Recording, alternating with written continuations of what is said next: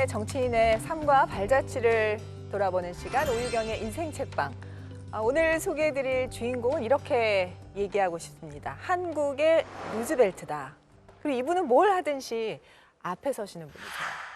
키가 좀 작으셔서 줄을 서도 앞에 서시고 국회에서는 선수가 많으셔서 또 제일 앞에 서시는 어른입니다.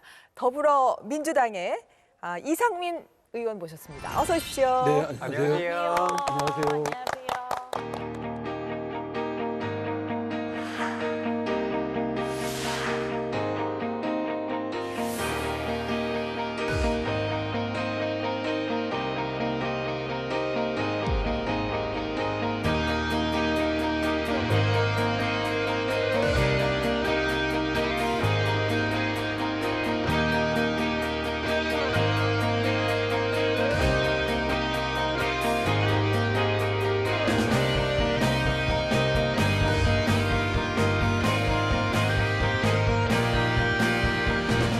이번 총선은 지난 20대 국회가 국민들의 기대를 부응하지 못하고 미완의 과제를 넘겨받은 그 21대 국회의 출발에 있어서 해야 될 과제들이 많습니다. 또 각종 프로젝트에 대한 여러 가지 구상이라든가 이런 공약들이 임기 내에 착실하게 그러면서도 속도감 있게 진행되도록 노력을 가열차게 하겠습니다.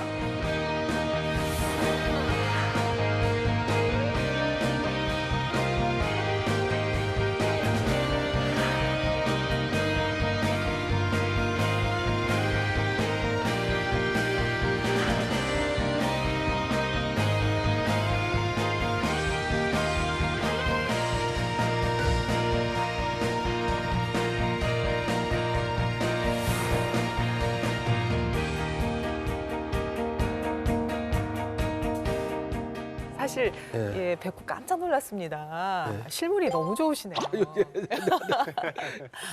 그 국회에서 사실 5선 의원이 별로 없더라고요. 예, 이제 6선이 국회의장 박병석 의장이시고 여야 막론하고 다 이제 5선인데 합해서 15분? 예. 한 정확한 숫자는 저도 잘 모르겠는데요. 민주당 안에서는 한 8명 정도. 의장님 빼면 7명, 그렇죠? 예, 의장님 7명. 포함 예, 8명이니까 야 대단하십니다. 대단하시네요. 뒤돌아보면 정말 이야기가 구구절절 할 이야기가 이제 저도 삼박삼일. 초선일 때는 예. 제가 5선까지 이렇게 와 있으리라고는 감히 상상도 못했어요. 네. 그 정도 위치에 걸맞는 네. 역할과 역량이 될까라는 예. 점에서는 상당히 좀 무겁죠. 저희 인생 책방에 5선 의원이 지금 3번째 모시는 거예요. 안민석 의원 오셨었고, 아, 그렇습니까? 송영길 의원 오셨었고. 두 분보다 제가 좀 더 훌륭한데. 예. 그래서 제가 조금 늦은 감이 있어요. 네, 되게 그죠? 훌륭하신 게 지금 국회의원 하신 지 올해로 17년째 되신다고 하셨잖아요. 예. 예. 근데 더 대단한 건 17년 동안 대전에서 서울까지 출퇴근을 하셨다고 들었어요. 예, 그렇습니다. 아 진짜요? 서울에는 이렇게 집이 없습니다. 아이고 제가 그걸 들추지 않으려고 그랬는데 예. 아 그러세요? 서울에 집이 없고 이제 대전에서 집이 있는데 네. 저희 어머니 계시고 또 저희 가족이 있고 네네. 그러다 보니까 이제 출퇴근을 하게 됐고 근데 어떻게 하다 보니까 벌써 17년 때 아침 저녁으로 이렇게 밤 새벽에 나왔다가 네. 밤에 늦게 들어가고 또 이제 아주 회의가 늦게 끝나서 네. 또 다음 날 일찍 또 회의가 있으면 어쩔 수 없잖아요. 그러면 그렇죠. 이제 그 의원회관 사무실에서 네네. 제 방에서 이제 의자 놓고 좀 자고 어머. 또 이렇게 좀 침대 얕은 침대 같은 거 네. 놓고 자기도 하고. 아니 서울에 이렇게 조그만 집이라도 오피스텔. 하나 구해야겠다 생각도 하실 텐데. 아 서울에 너무 비싸요. 그렇죠. 비싸긴 비싸요. 비쌉니다. 야, 그래도 그러시. 아니 이렇게 우선할 줄 모르고 계속 안 사시다가 것 이렇게 같아요. 비싸질 때까지 계시고. 그렇죠. 요번만 하면 안 하겠지 하는 마음으로. 그래서 아, 될 리가 없고 뭐 그러니까 아, 정말요? 집 얻어봤자 뭐 저기고 그러니까. 야. 예. 그러면 왕복 몇 시간이나 걸리시는 거예요? 기차로는 요새 고속열차가 생겨서 예. 1시간이지만 예. 사실은 역까지 왔다 갔다 하려면 네네. 집에서 대전역까지 한 30분, 네. 또 서울역에서 국회까지 한 30분. 아. 합치면 오고 가는데 2시간, 2시간씩 하루에 4시간이죠. 코레일 단골 제가 고객이시잖아요. 그 홍보 대사도 했습니다. 아, 좀 KTX를 그러시구나. 하도 이용하고 네네. 코레일을 활용한다고. 기차 안에서는 주로 어떤 일을 좀 이게 하세요? 할 거 많습니다. 사실은 2시간을 이제 시간을 허비할 수 있잖아요. 네네. 근데 그때 저 나름대로는 막 이제 피곤한 거 졸기도 하고 네네. 또 이제 가만히 공상하면서 좀 미워하는 사람 네. 좀 속으로 욕하기도 하고 아, 네. 음악도 듣고 모바일 핸드폰으로 해서 네네. 영화도 또 감상하고 아. 또 공연 같은 거 음악 공연하는 거 제가 그걸 즐겨 좀 보거든요. 네. 그런 거 해서 그러다 보면 금방 시간 갑니다. 그러네요. 네. 그 음악 얘기가 나와서 제가 이렇게 뒤를 좀 캐보니까 음. 우리 의원님이 음악을 상당히 좋아하시는데요. 네. 그래서 예전에 꿈이 성악가셨다는 아, 얘기. 진짜요? 성악가이기도 하고 가수도 되고 싶었고 아, 어머. 정말요? 제가 잘 됐으면 네. 좀 만나기 어려우셨을 거예요. 아니 아, 이게 지금도 충분히 잘 되셨는데. 의원님의 네. 실제 학내 가요제에서 수상도 대학교 하셨더라고요. 네. 아니, 물론 이제 동네 잔치긴 한데 네. 네. 그래서 이제 하고 나서 이제 동네 다운타운가에서 토끼타 가수 이야. 처럼 이렇게 하고 아르바이트를 했었죠. 근데 이제 아버님한테 들통이 나서 아이고. 한 2년 동안 했는데 제가 이제 다리가 이제 불편하니까 네. 이제 빨리 이제 고시 공부를 해서 사회 진출을 하기를 원하셨는데 네네. 그거 안 하고 이제 무슨 그저로 말하면 맥주집이죠. 네네. 생맥주집 같은 데 가서 노래 부르고 이러고 있으니까 노래를 잘 하셨을까라는 그런 궁금증이 잘 있어요. 했습니다. 잘하셨어요? 네, 제가 목소리가 이거는 정치인 하면서 소질리고 다니다 보니까 이렇게 된 거고 아, 원래는 뭐 고등학교 때는 미성이라는 소리 들었고요. 그래요?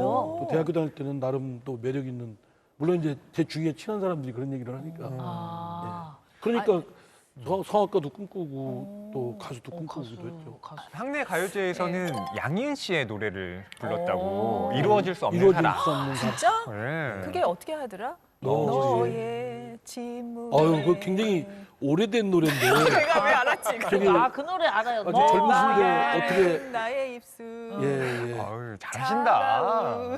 그거 알 정도면 꽤 꽤 저 되셨는데. 할머니가 이게 여자 나이는 들추지 말라는 얘기를 많이 예. 들었습니다. 네, 의원님 그- 다음으로 넘어가죠. 프로그램 시작에서 의원님을 또 한국의 루즈벨트라고 네. 소개를 했잖아요. 아무래도 의원님께서 휠체어를 타고 다니시고 사람들이 봤을 때 먼저 다리가 조금 불편하시구나를 예. 먼저 보게 되는데 그 점은 의원님 좀 어떻게 생각을 하고 계세요? 제가 이제 루스벨트라고 제 멘토를 삼은 거죠. 그는 그분이 미국에서 아주 존경을 받는 정치인이었고 대통령까지 4선을 할 정도로 존경도 받고 아주 리더십도 탁월했고 또 세계 대공황을 극복해냈고 그러면서도 없는 계층에 대한 두터운 지원을 국가가 해야 된다라고 해서 국가의 역할에 대한 다시 한번 생각할 수 있는 그런 기회를 그분이 리더십을 발휘를 했고 그런데 그분이 하반신을 아예 못 쓰는 중증 장애인이에요.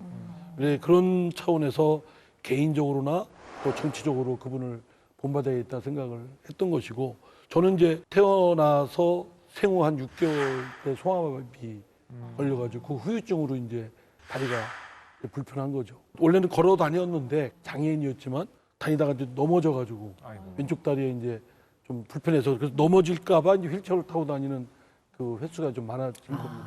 젊은 아빠 엄마들 예. 특히 엄마들께서는 자신들의 그 아이들에 대해서 저를 이제 본보기로 맞습니다. 니들도 열심히 해서 저 이상민 국회의원처럼 해라라고 우리 동네에서는 제가 그래도 멘토 역할하는 합니다. 적잖. 어디 동네뿐이겠어요. 그럼요. 대한민국에서 정말 희망이 되어주고 계신 거죠. 이제 그런 점에서 저는 제가 국회의원으로서 뭐 오선했다라는 것이 그 자체가 자랑스러운 건 아니지만 장애인으로서 여러 가지 물리적으로나 사회적으로 제약이 많은데 조금씩 극복해내면서 자기 역할을 찾아가는 거에 대한 자극 또는 희망 뭐 이런 거를 주고 싶습니다. 예. 예. 의원님 이제 저희가 이렇게 좀 가볍게 치는 농담도 편안하게 받아주시고 하셨는데 이제부터는 의원님의 고뇌와 네. 철학을 알 수 있는 인생책을 보는 시간으로 넘어가겠습니다. 네. 의원님이 인생책으로 꼽아주신 것은 이스라엘의 젊은 역사학자 유발 하라리, 여러분 다 아실 네. 겁니다. 유발 하라리의 21세기를 위한 21가지 재현이라는 책인데요. 의원님, 저도 유발 하라리의 사피엔스가 인생책입니다. 예. 그래서 참 이걸 인생책으로 꼽으셨다 그래가지고 네네. 서로 마음이 통해. 제가 이 책을 한 것은 이제 유발 하라리가 호모사피엔스 예. 말씀하신 다음에 나온 책이 이제 호모데우스. 그렇죠. 호모사피엔스는 한낱 유인원에 불과한 그 자그마한 네.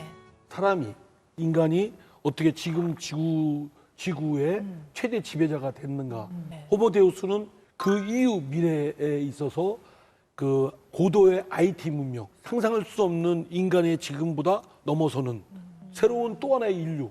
이제 그런 중간에 있어서 현재 오늘날 사람들은 더 나은 세상을 어떻게 하면 만들 수 있을까라는 걸 21가지의 주제를 삼아서 이분 나름의 특강 자료로서 만드는 책인데요.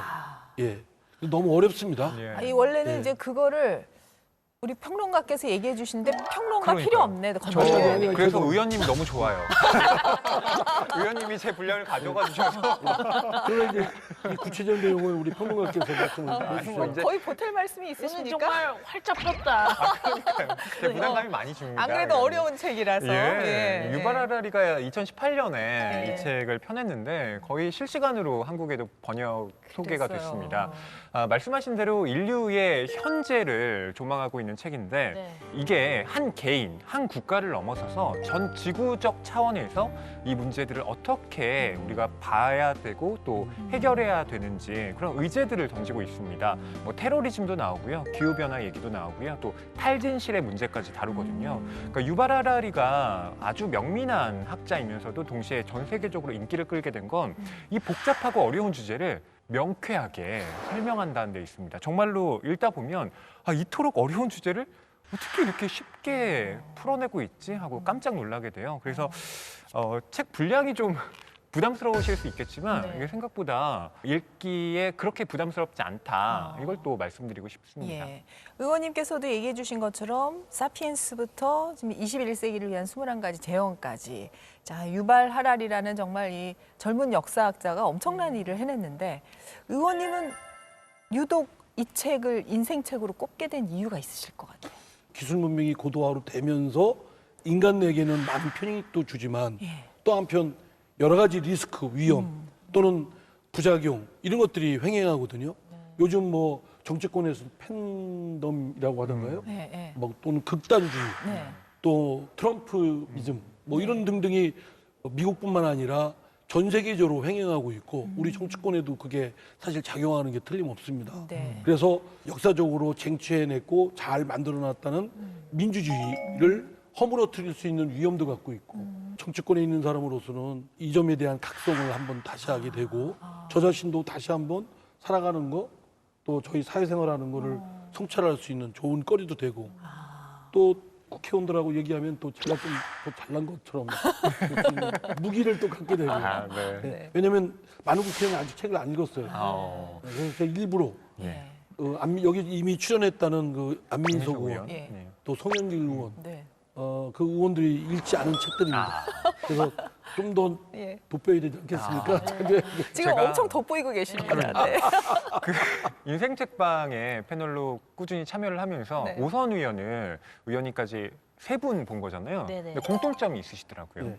다 돋보이고 싶어 하세요. 그래서 자기 자랑을 맞아요. 잘 하십니다. 네. 그래서 어떤 의원님들보다도 내가 이런 일을 했고요. 이런 걸 네네. 술술술 자연스럽게 하시는데, 잘하신. 예. 예, 역시 그러니까 뭐 의원님도 예외가 아니시네요. 정치인들이 속성이 여러 가지가 있는데 하여튼 잘난 척하는 건 맨날 아니 근데 의원님 이거를 밉지 않게 하는 게 그러니까요. 그게 포인트예요. 그러니까, 맞아요. 그게 그게 포인트입니다. 포인트죠.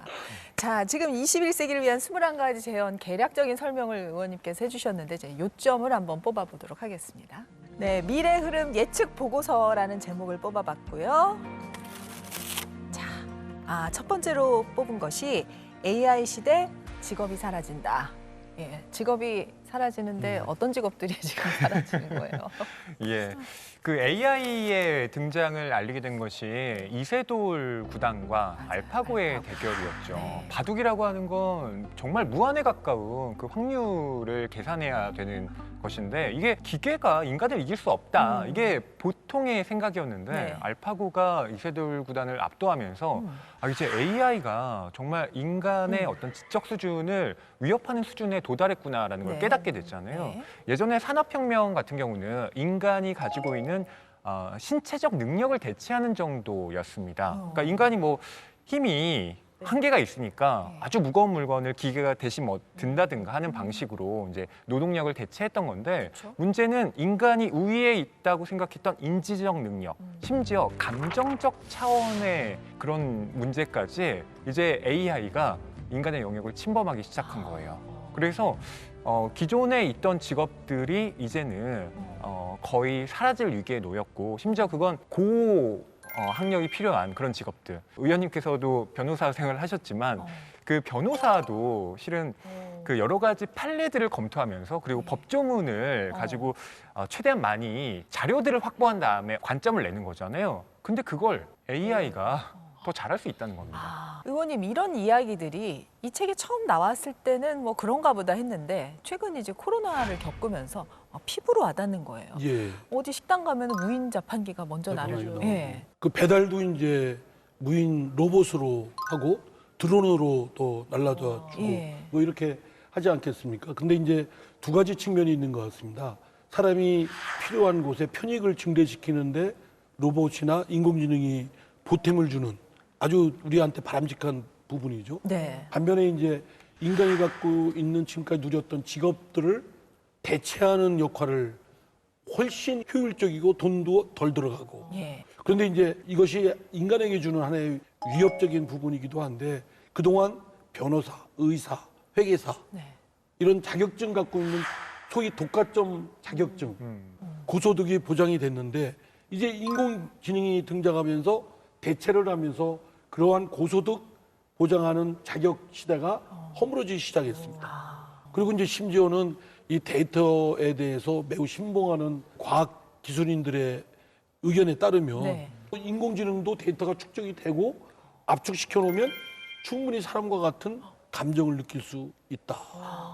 또 사랑도 느낄 수 있고 뭐 이렇게까지 얘기를 합니다. 어머, 로봇하고 사랑에 빠지는 일이 저- 영화 속에는 영화도 나오죠. 있고요. 속에 어. 네. 있는데. 그래서 그런 거에 대한 이 책은 이제 성찰을 하면서 인간이 종속물이나 노예로 전락하지 않고 주체성이 될 수 있도록 명상도 하고 또 교육도 그렇게 하고 또 그리고 결국은 인공지능을 만드는 것도 사람이거든요. 사람이 이거를 오남용하지 않도록 또 잘 교육도 시켜야 되고. 의원님이 선견지명이 있으셔서 네, 네. 인공지능으로 대체 안 되는 지금 국회의원으로 이제 그러시나 직업을 봐요. 옮기시고 아, 오선을 근데- 하고 아 계신데. 근데 제가 이렇게 감감히 생각하면요. 예. 네. 아 이거 국회의원도 인공지능이 대체할 수 있겠다. 그럴까요? 왜냐하면 국회의원들이 허구한 날 이제 일 안 하고 싸우고 가고 뭐 이런 일이 있지 않습니까? 예. 그럼 국민들이 당신들보다 인공지능이 더 잘한다. 오, 그럼 인공지능 갖다가 법안 만드는 거 또 민원 받고 국민들이 그걸 필요로 하는 분들 듣고 그리고 한번 여론도 쭉 돌려보고 모바일로 여론조사도 가능하지 않습니까? 예. 그렇게 해서 의견 받아가지고 다시 인공지능을 통해서 조정하고 우와. 그래서 법안을 내서 또 국민투표에 딱 붙이고 그러면 국회의원이 필요가 무용론 나올 수가 생각해 있죠. 보니까 그럴 수. 아 그렇습니다.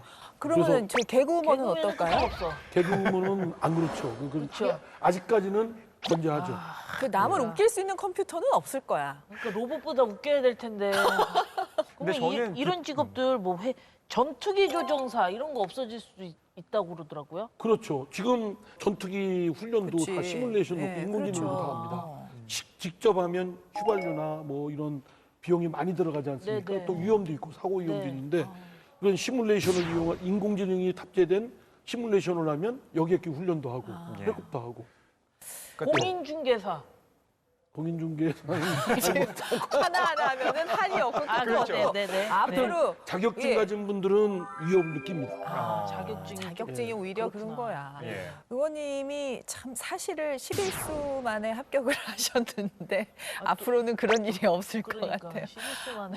그렇게 힘들게 저기 사시 합격하셨는데요. 예. 어떻게 정계로 오게 되신 거예요? 아, 제가 뭐 국회의원 되려고 제 인생의 뭐 목표로 세운지는 않았습니다. 예. 뭐 국회의원이라는 사람들은 제가 욕만 했지 네. 그 제가 될 그런 엄두도 생각 못했고 예. 그러나 이제 기회대가 당시 열리는 우리당 때 신생 정당으로서 이제 많은 사람들을 이렇게 모을 때 그 당시 핫 이슈가 깨끗한 정치였습니다. 그거에 대한 국민적 공분이 막 솟구칠 때 저 자신은 국회의원 되겠다는 것보다는 깨끗한 정치 선거 한번 참여하겠다. 뭐 그래서 이제 그게 뛰어들었는데 네. 그때 이제 노무현 대통령 탄핵소추 예. 의결이 있고 국민적 공분이 열린우리당을 막 전폭적으로 밀어주는 상황이 됐죠. 네, 네. 저는 제 개인적인 어떤 그런 지지도보다는 그 힘에 힘입어서 국회의원이 됐습니다. 그때 굉장히 어떻게 보면 큰 용기를 내신 건데 가족들이 그럼 지지를 하셨나요? 아니면 반대했죠. 뭐 우리 집사람부터 반대고 또 우리 어머님은 가서 낙선운동 하신다고 그랬어요. 그 정도였어요? 뭐 나가기만 하면 아이가 왜 갑자기 정치 바람이 들어가지고 어. 무슨 국회의원 변호사 하면서 좋은 일 하면 되지. 안 믿어주신 거 아니에요? 왜냐면 제가 좀 들춰보니까 고1 때 성적이 탑3 안에 드셨다는 그렇게 공부를 잘하셨어? 그러니까 밑에서 탑3라는 얘기를 제가 아니, 정말이에요? 믿어지지가 않는데. 거의 꼴찌 됐죠. 근데 말이 안 돼. 정말이에요? 이렇게 똑똑하시는데요? 그러니까 그 학교 성적이라는 게 네네. 이 학교의 잘못된 학제 때문에 아니 근데 그때는 클래식 음악에 아. 남녀 대전에 있는 남녀 연합 그 동아리에 네네네. 거기에 심취해서 활동하고 학교 공부는 아예 등한시했어요. 이제 음악에 좀 빠져 계셨군요. 제가 그 당시만 해도 61명이었는데 네네. 58등, 59등. 아. 그러니까 실질적으로 꼴찌죠. 어. 했는데 제 옆짝꿍이 48등, 49등 하던 친구였는데 네네. 그 친구가 저를 걱정했어요. 너 공부 좀 해라. 아, 정말. 너 커서 뭐 될래? 이렇게 얘기해. 아니 근데 공부를 못한 이유도 뭐 어디서 껌 씹느라고 안 하신 게 아니라 클래식 음악을 듣느라고 안 했다고 하니 그러니까 문화적 좀 취향이 다르긴 남달라요. 하네요. 의원님의 보인 것이 네네. 사법 시험을 네. 제가 만약 도전했다고 하면 전 사실 그렇게 끈기가 있는 사람은 아니어서 네. 보통 한두 번 떨어지면 아이 못하겠다 이러고 그냥 다른 그럴 일을 것 찾을 것 같아. 같은데 맞아. 어떻게 10년을 제가 근데 뭐 공부하셨을까? 불굴의 의지가 네. 남다른 점보다는 네네. 저희 아버님, 어머님 또 가족들이 저를 아주 전폭적으로 저한테 밀어주셨고 그 배경에는 제가 장애인으로서 사회 진출하는데 여러 어려움이 있었죠. 아, 지금도 어려움이 있지만 그 당시는 더 어려웠죠. 그렇죠. 대학 진학도 많은 장애가 있었고 사회 진출은 직업 갖기가 어려웠고 네. 그러니까 법대 가서 사법고시를 대야 제 앞가림할 수 있는 그런 사회적 환경이었기 때문에 저도 다른 길이 없는 외길이었다 아. 였기 때문에 막상 떨어질 때는 힘들었지만 그 길밖에 없었다고 생각을 했죠. 10번 떨어졌거든요. 네. 10번인가 저도 하도 떨어져가지고 20대를 송두리째 떨어졌어요. 그러다가 결국 34회 사법고시에서 정말 이거 실화예요? 전국에서 9등으로 합격하셨다는 얘기 예. 들었거든요. 아니 아까 탑3 안에 저기 탑3 안에 들었는데 이제 제가- 전국에서 9등. 제가 한다면 합니다. 이야. 지금 주제곡이 생각나요. 다 포기하지 마. 성진우 나는 씨. 문제 없어. 그러니까 이런 노래들이 막 생각이 나네요. 맞아. 야, 이렇게 사법 시험 됐을 때의 기쁨을 앞으로 세대들은 누릴 수 없다는 게 조금 아쉬운데 이 알고리즘이 이제 나오기 시작하고 AI가 나오기 시작하면은 이 책에서도 알고리즘 지배에 대해서 다양한 그런 소개들이 나오죠. 네, 그러니까 이 알고리즘이란 게 뭐냐를 좀 말씀드리면 알고리즘이라고 하는 건 AI가 네. 작동하기 위한 논리 체계 같은 겁니다. 네. 그러니까 그 알고리즘을 어떻게 만드느냐에 따라서 AI가 전혀 다르게 작동하는 거예요. 뭐 사람을 살리는 의료 기술 쪽으로 활용을 한다면 네. 정말 병을 찾는 것이 되겠지만 뭐 사람을 공격하는 알고리즘을 짜게 되면 어느 쪽이 취약한가를 집중적으로 파고들어서 사람을 다치게 만들기도 하는 그렇죠. 겁니다. 예전에 우리가 전화번호 10개에서 20개는 외우지 않았어요? 그럼요. 요즘 하나도 못 외워요. 길도 여기에 모르겠어요. 그쵸, 내비게이션 길도. 없으면. 내비게이션도 저는 요즘은 내비게이션이 시키는 대로 가요. 네. 근데 저희 남편 같은 경우는 아직도 좀 우겨요. 본인이 아는 길이 더 빠르다고. 네네. 근데 요즘은 그 승률이 점점 낮아지더라고요. 맞아요. 내비게이션이 점점 발달을 하나 봐요. 그래서 네. 내비게이션 시키는 길로 가는 게 더 빠른 경우가 점점 더 많이 늘어나는 것 같은데 그런 경험 느끼지 않아요? 그렇죠. 노트북 보고 있으면 시간 가는 줄을 모르겠어요. 네. 계속 알고리즘이 찾아주니까. 넷플 보면은 비슷한 드라마나 이런 걸 계속 찾아주니까 페인 되겠더라고요. 맞아, 맞아. 네. 그러니까 이 알고리즘이 빅데이터가 합성이 되면서 네. 많은 데이터가 축적이 되면서 컴퓨터의 기능이 고도화가 됐지 않습니까? 네. 그 처리 속도가 엄청나게 빨라지고 자료가 많이 데이터가 축적이 되고 하면서 힘이 기하급수적으로 힘과 능력이 커지는 네, 네. 막 슈퍼맨이 생기는 거죠. 그러니까 이제 놀라울 정도의 자신보다 더 자기 자신을 많이 알게 되는 인공지능이 생기고 네. 또 심지어는 이제 그걸 조종하고 사람은 거기에 익숙해지고 네. 예. 저는 이 알고리즘의 지배라는 키워드를 보면서 그러니까 이런 생각을 좀 해보게 돼요. 여러 가지 추천이 막 뜨잖아요. 네. 근데 이게 정말 내가 관심 있는 걸 이 알고리즘이 추천해 주는 걸까? 아니면 나에게 없는 관심을 이 알고리즘이 불러일으키는 걸까? 저는 후자에 더 가까운 것 같기도 해요. 그래요? 네, 그러니까 없는 욕망을 이 알고리즘이 만들어낸다라는 거죠. 유발 하라리가 그런 걸 주의해야 된다고 했잖아요. 그 바이오 공학하고 이제 IT가 결합이 됐을 때는 지금의 민주주의 체제가 위협받을 수 있다면서 그러죠. 디지털 독재라는 말이 나오던데요. 예, 예. 예. 의원님 그 부분이 이제 이 책에 나오던데 그 의원님의 정말 이 멋진 목소리로 예. 그 디지털 제가 한번 독재에 대한 부분을 조금 읽어주시면은 읽어주세요. 노안으로 눈이 어두운데 예. 가까이 책을 보겠습니다. 네네네, 알겠습니다. 괜찮습니다. 알고리즘이 우리를 너무나 잘 알게 되면서 권위주의 정부는 시민들에게 절대적 통제권을 행사할 수 있을 것이다. 심지어 나치 독일보다 훨씬 더할 수 있다. 독재자는 의료 보장이나 평등을 제공할 뿐만 아니라 심지어 자신을 사랑하게 만들고 적들을 증오하게 만들 수도 있을 것이다. 생명기술과 정보기술이 융합하는 시대의 민주주의는 현재 형태로는 살아남을 수가 없다. 민주주의는 근본적으로 새로운 형태로 재탄생해야 한다. 안 그러면 인간은 디지털 독재 안에서 살게 될 것이다. 의원님은 이 부분의 유발 하라리의 지적에 공감하시고 동의하십니까? 그렇습니다. 지금도 마찬가지로 팬덤 또 이런 거를 이용하는 정치인이나 정치 세력도 있고요. 왜냐하면 달콤하고 효과가 있거든요. 네. 그러면서 극단적인 대립, 적대적 공생이라고 하지 않습니까? 네. 네. 보면은 싸우면서 자신들의 영역을 확보하는 맞습니다. 예. 이런 것들이 현실 정치에도 있고 앞으로 이런 것이 있을 수 있다. 그래서 히틀러 이런 사람들은 물리적인 또 제한된 여건 하에서 사람들을 조종하고 통제했지만 디지털은 광범위하게 또 깊게 그런 디지털 기술로 조정을 해서 통제 안에 놓이게 되고 노예로 전락할 것이다.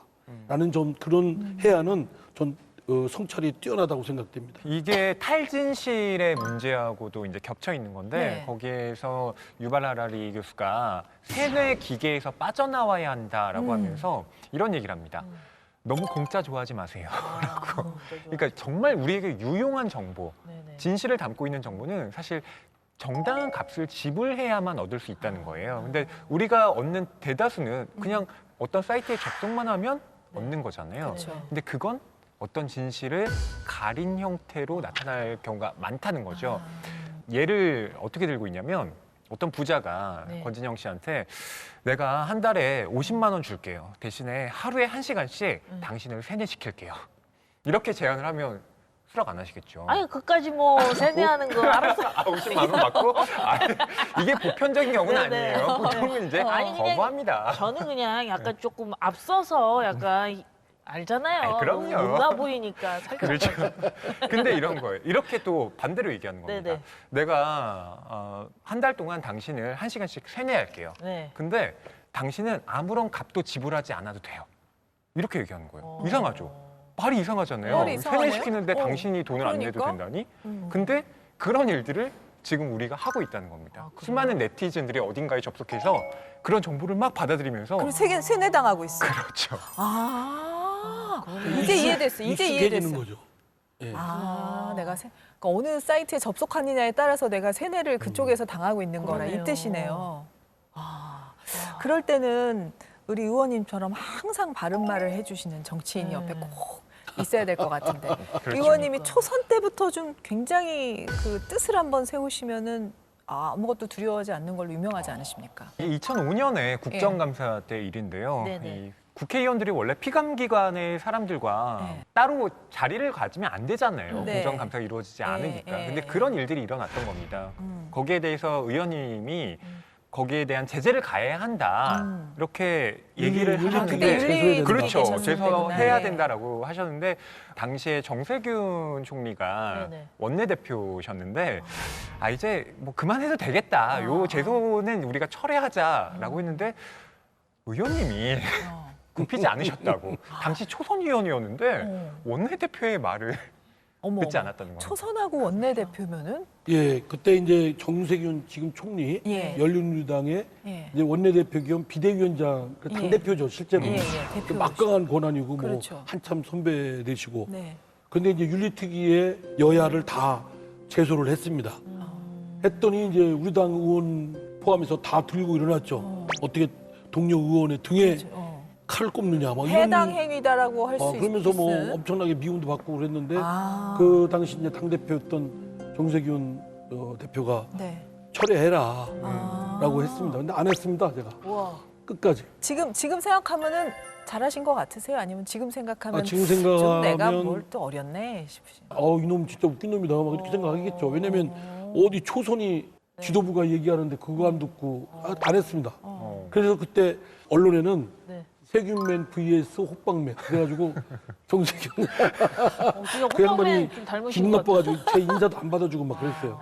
근데 그 후로는 우리 정세균 총리가 굉장히 그걸 애칭으로 생각하고 그런데 저는 이제 호빵맨, 호빵맨. 세균맨을 잡아먹는 호빵맨 이렇게 해가지고 그때는 초선 의원으로서 제가 꿋꿋하게 기성 정치인들에 대한 저의 불만, 넌 나는 그렇게 하지 말아야지라는 그런 행동으로 보여주겠다라는 마음이었고 또 언제 국회의원 해보겠냐 뭐 이런 마음이었습니다. 지금 하라면 예. 아유 또 제 후배 초선이 제 말을 제가 뭐라고 네, 했는데 그랬다. 만약에 거역한다. 어. 그럼 이 자식 그러면은 제가 예. 저도 기분 나쁘게 생각하겠죠. 예. 지금은 정세균 의원님의 그 심정을 좀 이해가 이해하죠. 되시겠어요? 요즘 네. 그런 얘기 안 하세요? 그때 요새 어땠습니까? 젊은 것들 말이야. 하면서 근데 진짜 호빵맨이 맞으신 게요. 예. 본인이 변호사이면서도 변호사에 대한 세무사 자격 자동 부여 제도 폐지에 앞장서셨다는 얘기를 들었어요. 아니 그것도 제가 변호사 때 갖고 있었던 의문점을 이제 국회의원 되고 나서 법안을 내기 시작을 했는데요. 변호사가 되면 변호사만 되는 자격증이 취득되는 게 아니라 변리사와 세무사 자격을 동시에 취득합니다. 누가 봐도 불합리하잖아요. 그렇죠. 변리사와 세무사 자격 취득 그렇죠. 절차가 예. 별도로 마련되어 있고 네네. 업무가 중첩되기도 하지만 다른 것도 영역도 있거든요. 그래서 제가 선배 변호사나 네. 동료 변호사한테 이거 좀 문제가 있지 않냐. 그것도 법이. 미움을 그러니까 많이 사셨겠어요. 선배 변호사나 동료 변호사들은 네네. 그런 얘기를 하면 표정이 너 잘났다. 뭐 이런 표정이었어요. 그렇죠. 그러다가 이제 제가 국회의원 되고 나서 그걸 폐지시키는 법안을 넣었죠. 네. 그래서 17대 때 냈는데 통과가 안 됐어요. 법사위에서 이제 변호사 네, 출신 의원들이 통과를 안 시켜가지고. 그래서 18대 때 또 재선 때 또 냈어요. 네. 근데 또 안 됐어요. 19대 때 제가 법사위원장이 있지 않습니까? 네네. 그래서 법사위원장 때 법사위로 오기만 하면 내가 직권을 통과시킨다. 이렇게 마음을 먹고 있는데 오지도 않아요. 알고 봤더니 각 상임위에서 변호사 출신 의원들이 맡고 있는 거예요. 그래서 이제 20대 국회 때 14년 만에 네. 그걸 폐지시키는 법안을 통과시켰습니다. 이게 이제 바로 거기에 기준이 있습니다. 잣대가 항상 일정한 사람인가 아닌가는 네네. 나에 관련된 문제, 내 밥그릇에 관련된 문제일 때도 똑같은 룰을 적용하느냐 아니냐를 보면 되거든요. 근데 이제 의원님께서 어떻게 보면은 그런 일들을 해오셨다. 자, 이제 하나 더 남았습니다. 트럼프의 위험한 민족주의. 예. 여기서도 트럼프 얘기가 나와요. 트럼프는 그야말로 입지전적의 인물이잖아요. 네. 다들 미국 대통령이 설마 될까 했는데 정말로 됐고요. 네. 또 트럼프 대통령이 당시에 외치던 것이 바로 아메리카 퍼스트였습니다. 우리 미국이 제일이다. 미국을 전 세계의 1등 네. 리더 국가로 계속 위치시키겠다라고 네. 하는 걸 사람들에게 어필을 했는데요. 문제는 이게 다른 나라들과 공존하는 형태가 아니라 네. 오직 미국만 위대하게 하는 민족주의의 형태로 변질됐다라는 겁니다. 이런 민족주의가 이제 극단화됐을 때는 반드시 전쟁의 형태로 나타난다는 거예요. 뭐 대표적으로 나치가 그렇습니다. 게르만 민족주의를 내세우면서 유대인들을 비롯한 다른 민족들에 대한 탄압으로 나타났잖아요. 그걸 어떤 식으로 또 막아야 할 것인지, 그리고 아이러니하게도 AI 시대에 이런 민족주의를 걱정해야 그러게요. 된다는 게 또 이 우리가 맞닥뜨린 이 문제의 어떤 현안이라고 볼 수가 있겠습니다. 트럼프 대통령 정책이 그러하기도 했고 또 영국 같은 경우 브렉시트에서 하면서 이거 전 세계적으로 좀 민족주의가 강화되는 게 아닌가라는 우려들이 있었습니다. 이제 세계적으로 경제적 양극화가 극도로 심해지고 또 디지털 기술로 인한 양극화, 상대를 해쳐야만 파괴해야만 내가 살 수 있다라는 각자 도생 이런 것들이 극단주의로 치닫다 보니까 트럼피즘 또는 이런 것들이 막 횡행하고 있는데요.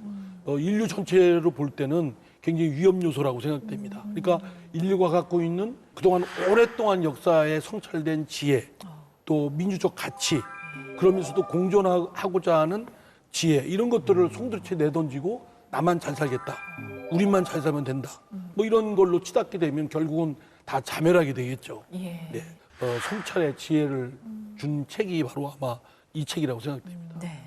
예, 의원님 멋지세요. 저희는 지금 의원님 국회의원 점수가 굉장히 많이 올라가고 있습니다. 네네네. 의원님 스스로 본인에게 주는 점수 몇 점? 국회의원 점수?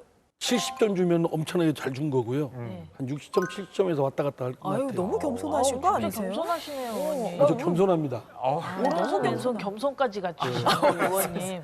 야, 저 삼손 그 유명한. 안민석, 송영길 의원보다 훨씬 더 겸손합니다. 그러시면 그러네요. 확실하시죠. 이걸로 지금 포인트 안민석, 송영길 어필하셨는데. 의원 보겠죠? 안민석 의원 전화하실 것 같아요. 우리가 이제 아까 데이터 독재에 대한 얘기를 했는데 네. 데이터 독재에서 여기서 나오는 이야기 중에 이제 괴벨스라는 사람 얘기가 나오죠.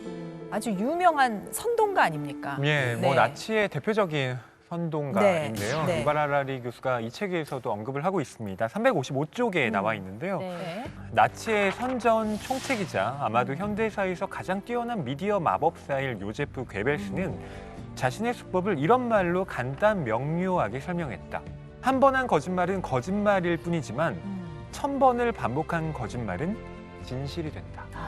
2018년에 나온 책이지만 우리의 지금을 돌아보는데 많은 시사점을 주기도 합니다. 이게 사실은 지금 정치권에도 그 민심하고도 결부돼서 말씀드릴 수 있는 건 유튜버를 많은 분들이 보시잖아요. KM 뭐 이렇게 국회 방송 이러면 공신성을 담보로 하기 때문에 함부로 방송을 할 수가 없는 네. 그런 점이 있지 않습니까? 그런데 요즘에는 1인 미디어가 생기면서 마구제비 또 어쩌면 구독자 수를 늘리기 위해서 선정적인 거를 더 하고 그에 대한 책임은 또 안 지고 그러다 보니까 정말 새빨간 거짓말, 터무니없는 근거 없는 얘기들이 있는데 그런 것들을 자꾸 보시면서 확증 편향성이라고 하지 않습니까? 확실히 믿는 분이 있어요. SNS나 소위 이런 새로운 미디어에 대한 규제책을 만들어야 되는데 이제 저항이 뭐냐면 표현의 자유를 또 침해한다, 제한한다, 민주주의의 위협이다 이런 것 때문에 부딪히는데 사실은 그냥 방임 상태로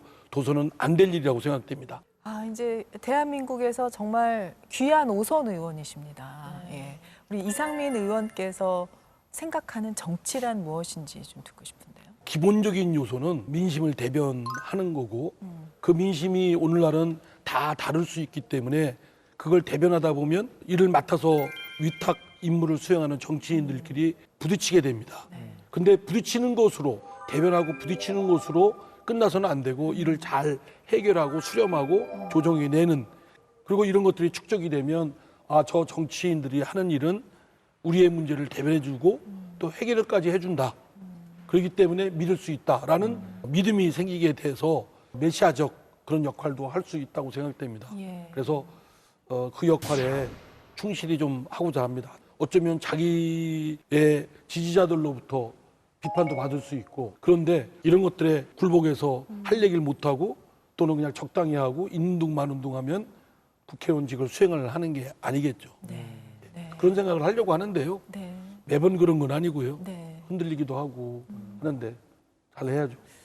초심을 잃지 않은 정치 원로. 네. 그 원로는 정치 아니고 제가 그래도 제가 저 5선이시면은 이제 예, 예. 그 근데 경험이 얼마나 풍부하시니까. 호선 의원이 저보고 우선 많이 하셨네 그러길래 제가 지금 소속된 상임위가 외교통일위원회입니다. 네. 근데 외교통일위원회는 이번에 처음 하는 겁니다.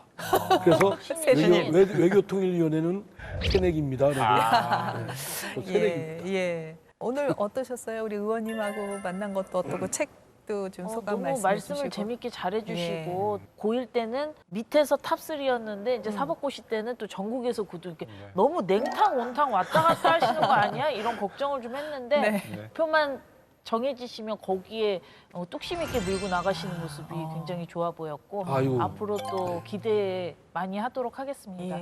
예, 고생님 감사합니다. 예. 영광입니다. 아이 영광입니다. 제가 영광입니다. 네. 허위평론가 이 책이 약간 미래에 대한 디스토피아적인 예견인 것 같기도 해서 좀 네. 암울하기도 했는데 네. 이 책 어떻게 읽으면 좋겠습니까? 뭐 호모데우스도 그렇고요. 예. 이 책을 읽으면서 많은 분들이 그럼 인간은 다 끝장나는 거야? 그러니까 우리는 다 무용계급, 어. 쓸모없는 잉여인간이 그러게. 돼버리는 거야? 라고 많이 염려들을 하는데요. 네. 저는 좋은 해답을 도출하기 위해서는 네네. 정확한 질문, 정확한 분석이 먼저 선행되어야 한다고 생각을 합니다. 네. 바로 그런 정확한 질문을 던지는 책, 정확한 분석을 하고 있는 책이 이 책이라는 점을 말씀드리고 싶어요. 네. 그리고 그런 해결책에 대해서는 뭐 나름대로 유발 하라리 교수가 여기에서 조금씩 힌트를 주고 있지만 마지막에 구절에서는 그것이 우리의 책임이다라고 이야기를 합니다. 이 책에 481쪽에 나와 있는데요. 네. 앞으로 수년 혹은 수십 년 동안에는 우리에게 선택의 여지가 있다. 우리가 노력을 기울인다면 아직은 우리 자신이 진정 누구인지 탐사할 수 있다. 하지만 이 기회를 활용하고 싶다면 지금 실행하는 것이 좋을 것이다. 네. 그러니까 지금 우리가 어떻게 해 나갈 것인가에 따라서 앞으로의 미래가 변화할 것이다. 늦기 전에 해라 네, 이거죠. 그렇습니다. 의원님 오늘 네. 오유경의 인생 책방 나오셔서 이또 좋은 책도 소개해 주시고 또 의원님 생각도 많이 말씀해 주셨는데 어떠셨어요? 아유 저는 뭐 그 인생 책방에 언제 출연하는가라는 네. 걸 고대하고 있었는데 드디어 출연을 아유, 했고요. 감사합니다. 또 이 어려운 책인데 제가 잘 섭렵도 못했는데 어떻게 이걸 제가 또 아는 척하고 해야 될까 그랬는데 많이들 도와주시고 제가 또 이렇게 말씀드릴 수 있게 돼서 네. 하여튼 영광이고 가능하면 3부작으로 제작을 해주시면 요게 좀 아쉬웠거든요. 제가 이게 언제 나올까? 언제 한번 이 자랑을 또 하셔야 되는데 드디어. 아, 예. 네, 의원님 시청자분들께 네. 오늘 이제 의원님의 또 이런 새로운 모습을 보여준 기회가 됐을 것 같은데 또 인사를 좀 해주신다면 오늘 나온 김에 네, 기회를 저기 드리겠습니다. 네. 예, 우리 국회방송 그 애 시청자 여러분 작년부터 그 코로나19 때문에 얼마나 힘드십니까? 제가 학교를 가봤는데 점심 때면 제 기억으로는 확짝짓거라고 친구들하고 떠들고 장난하고 그런데 한마디 말도 안 하고 일정한 간격을 두고 의자에 앉아서 밥 먹는 걸 보고 아주 울컥했습니다. 그런 만큼 많은 분들이 어린아이부터 나이 드신 분들까지 많이 힘드실 거라고 생각됩니다. 다시 일상으로 돌아갈 때가 곧 올 거라고 생각됩니다. 이렇게 많이 좀 힘드시더라도 참으시고요. 좋아질 거다라는 마음 가지시고 또 즐거운 마음 가지시고 그러시기 바랍니다. 저도 열심히 하겠습니다. 감사합니다. 네. 여기 이제 믿음직한 의원님께서 앞에 계시니까 저희 좀 편안하게 예, 일상을 잘 살도록 하겠습니다. 의원님 앞으로 또 많이 애써주시고요. 오늘 오유경의 인생 책방 나와주셔서 감사합니다. 예, 감사합니다. 고맙습니다. 감사합니다.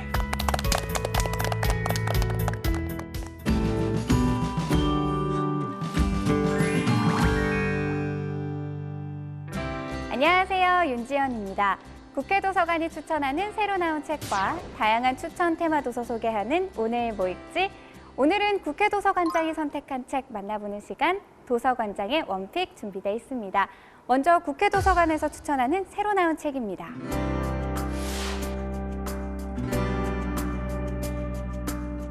중앙일보가 발행하는 프리미엄 경제주간지 이코노미스트가 2021년 세계 경제를 전망하는 2021 경제대 예측을 펴냈습니다. 경제 전문 기자들과 경제기관 전문가들이 2020년 경제 상황을 분석하고 2021년 경제 향방을 전망하는 내용으로 구성됐는데요. 많은 전문가들은 코로나 사태가 2021년에 계속되더라도 경제가 반등할 것이라고 전망하고 있습니다. 코로나19 백신 개발과 보급으로 사태가 진정될 것으로 보이며 국내 제조업이 해외 선진국들보다 빠르게 회복하고 있다는 게 그 이유입니다. 경제 현장에서 벌어지고 있는 상황들을 낱낱이 해부한 기자들의 분석력과 관련 통계 데이터와 정책을 통해 현상을 꿰뚫는 전문가들의 통찰력이 어우러진 책.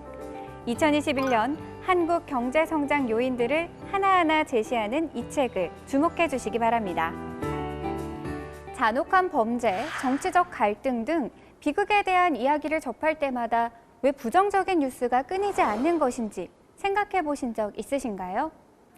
책 부정성 편향의 저자 존 티어니와 로이 F 바우마이스터는 우리의 뇌가 생존을 위해 부정성에 초점을 맞추도록 진화했으며 이로 인해 세계의 미래가 암울하다고 생각하기 쉽지만 그렇지만은 않다고 이야기합니다.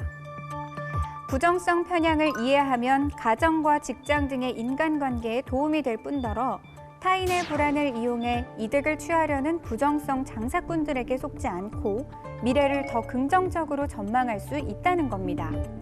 누구나 부정성의 힘을 잘 이해하면 최선을 이끌어낼 수 있다라는 말처럼 이 책을 통해 실생활의 부정성 편향을 이해하고 활용하는 방법을 배워보면 좋겠습니다. 사탕, 시다, 설탕, 이빨, 심장, 맛, 디저트, 소금, 스낵, 시럽, 먹다, 맛깔. 자, 여러분들은 이 단어를 듣고 정확하게 기억하고 완벽하게 재현하실 수 있으신가요? 이 책은 유쾌한 심리학으로 2000년대 초반 심리학 열풍을 몰고 온 심리학 이야기꾼 박지영이 기억의 생성과 재구성 그리고 망각과 관련하여 살펴본 책입니다. 저자는 우리가 컴퓨터에 저장된 파일을 불러내 수정을 한 후 새로 저장하는 것처럼 우리가 어떤 기억을 회상할 때마다 그 기억도 새로 저장된다고 하는데요. 그래서 회상된 기억은 과거를 완벽하게 재현한 것이 아니라고 이야기합니다. 기억의 여러 특성들, 기억의 종류와 단계, 치매, 건망증 등 기억에 대한 부분이 궁금한 분이라면 이 책을 주목해 보시면 좋겠습니다. 현진권 국회 도서관장이 선택한 도서관장의 원픽 만나보는 시간입니다. 오늘은 에이먼 버틀러의 자본주의 개론에 대해서 이야기 나눠보도록 하겠습니다. 네, 관장님 안녕하세요. 네, 안녕하세요. 반갑습니다. 먼저 오늘 모익지에 추천해 주신 책이 바로 자본주의 개론입니다. 네. 왜 이 책을 추천해 주시나요? 우리 사이에 자본주의에 대한 오해가 너무나 많습니다. 기본적으로 자본주의란 말 자체가 굉장히 조금 자본과 노동의 그런 대치 관계를 통해서 자본이 강자고 노동이 약자 그런 의도로 사용됐습니다. 그래서 자본주의 이렇게 하면 강자를 대변하는 그런 시스템으로 이야기하고 있는데요. 실제로 자본주의가 가진 의미는 자본이라는 것은 결국 생산을 위한 수단입니다. 이 자본이 제대로 갖춰져야지만이 일반 이 수요자 국민들이 필요로 하는 그런 생산물을 쉽게 만들 수가 있는 것입니다. 그래서 이제 자본이 뒷받침되지 않으면 그 사회는 발전할 수가 없는 것입니다. 그러면 이런 자본, 이 뒷받침되어서 하나의 시장이라는 그런 메커니즘이 이루고 있는데요. 그러면 이 시장이 어떻게 작동하느냐 하는 그런 부분에 대해서 인간의 본성을 바탕으로 서로 협력해서 갈 수 있는 그런 시스템이 자본주의다 하는 그것이 이 책의 핵심으로 볼 수가 있는 것입니다. 그렇군요.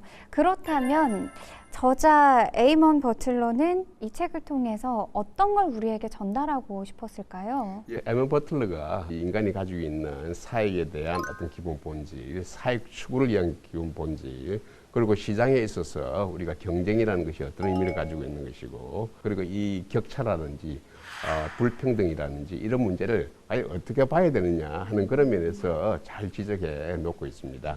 그래서 이 작가는 이런 자본주의의 본질에 대해서 전문가가 아니라 하더라도 쉽게 이해할 수 있는 그런 내용으로 담았습니다. 그러니까 전문가들뿐만 아니라 일반 사람들도 자본주의에 대해서 확실히 그 개념을 좀 알고 가야 하지 않을까라는 생각에서 시작을 하게 된 거군요. 예, 그렇습니다. 이 책 어떤 분께 좀 추천하고 싶으신가요? 우리 시대가 어떤 시대냐, 우리가 살고 있는 이 자본주의라는 것이 갖는 어떤 의미냐 하는 그런 부분에 대해서 조금이라도 궁금하신 분은 이 책을 보면 좋고요. 특히 정책을 만드시는 분은 자본주의에 대한 올바른 이해가 필연적입니다. 그럼요. 그런 분들은 이 책이 전공에 관계없이 이 책을 읽어보시면은 상당히 도움이 될 겁니다. 일종의 참고서 같은 그런 느낌이겠군요. 알겠습니다. 오늘은 또 현진건 국회도서관장님과 함께 책 자본주의 개론에 대해서 이야기 나눠봤습니다. 관장님 오늘도 감사합니다. 예, 감사합니다. 고맙습니다. 자세한 책 내용은 국회도서관 홈페이지에서, 다시 보기는 국회방송 홈페이지에서 보실 수 있습니다. 저는 다음 주에 새로운 책으로 다시 찾아오겠습니다.